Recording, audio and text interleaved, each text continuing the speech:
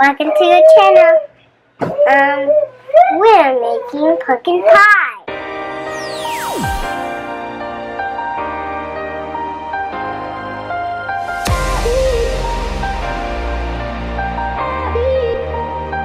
Hey guys, as you guys saw by Natalie's intro, so we're gonna make pumpkin bread. She actually calls it pumpkin pie, but it's pumpkin bread.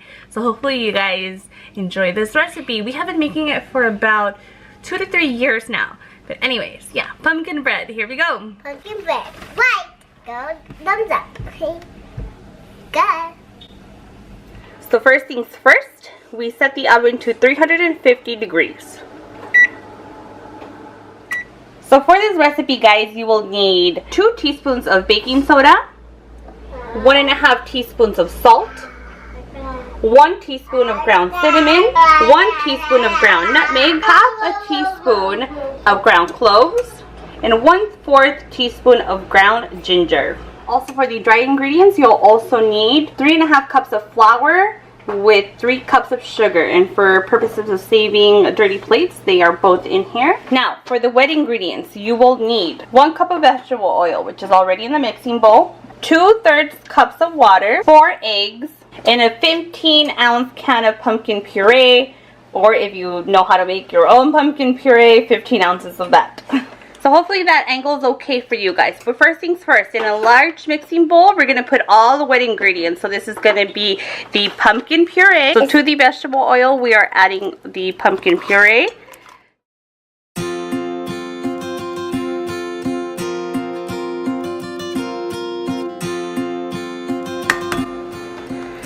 Mommy, I want to do the egg now. 4 eggs.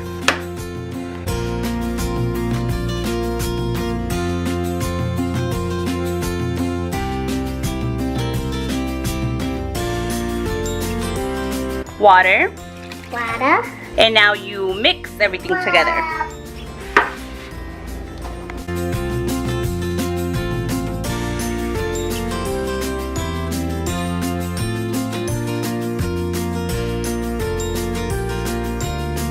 After all the wet ingredients have been mixed together, you incorporate all the dry ingredients. So ideally you want to put all the dry ingredients together, and if you have a sifter, sift them in here, but I cannot find the sifter to save my life, so we are going to be doing it with a colander, a little drain thing.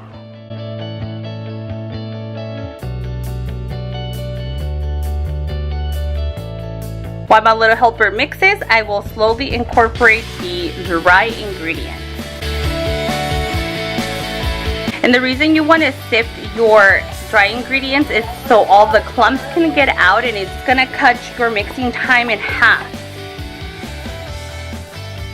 As you guys can tell, all the clumps are getting stuck in here, and you can break them down in here so that you're not making the dough tough while over mixing it in the bowl.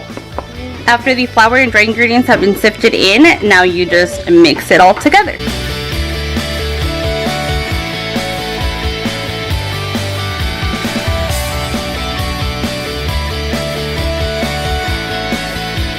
And voila! Your mix is nice and smooth and it's ready for a pan. So we have our 3 pans, and you can either put butter and flour on them so the bread doesn't stick, or you can put parchment paper. So we happen to have parchment paper, and to save some time because I do have a screaming baby in the background, we're putting parchment paper. Alright, so while Natalie keeps her little sister entertained, I have the pans parchment papered lined. Now we're just going to scoop the stuff in the pan.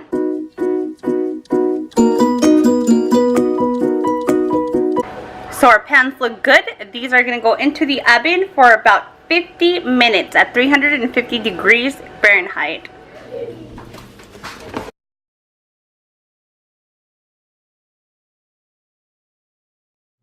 So while these bake, I'm going to be cleaning some dishes. Then also, guys, Natalie and I made this cute little ghost. Let me see if I can turn on the light. So we made it out of cheesecloth and glue and Mod Podge, but it's cute. He looks like he's just floating. Although you can't see it because the lights are on, But if I turn off the lights, you won't be able to see it either. You basically just mold it, let it dry, and then it looks like it's floating if you put a little light under it. Also, really, who needs Halloween decorations when you have such a handsome cat? Guys, this is baby cat Lopez. He's so beautiful, and yes, that's his name. Fun fact about my handsome little guy. He is a polydactyl, and that means he has extra toes. So he has the cutest, hugest paws. Aren't you beautiful? Aren't you handsome, baby cat? You're so handsome. These are looking scrumptious. I did have all the intentions of making the puree by scratch, guys. We went and bought a pumpkin, but Natalie says she needs this tonight. So yes, store-bought puree it was.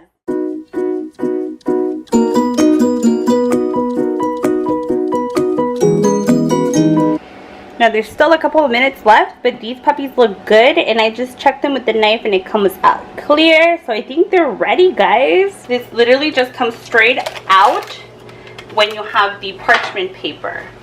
So I personally like it better than the butter and flour. And again, the second one comes out just like that. How good do these look, guys? I cannot wait to cut them. Let them cool and then enjoy. Once you've let them cool, ooh, you still see some steam coming out of there.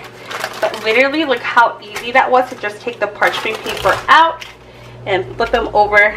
Voila, that is your pumpkin bread, guys. Yummy. And I personally cannot wait to cut into this bad boy, guys. Look how good that looks, guys. This is amazing. I hope the camera's picking up how good it is.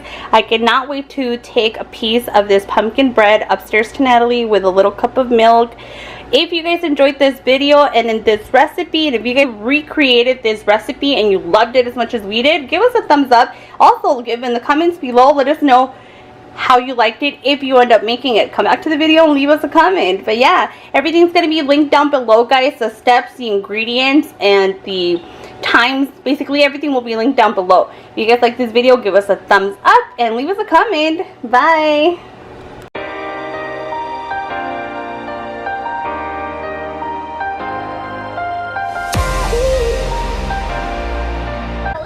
Was it good?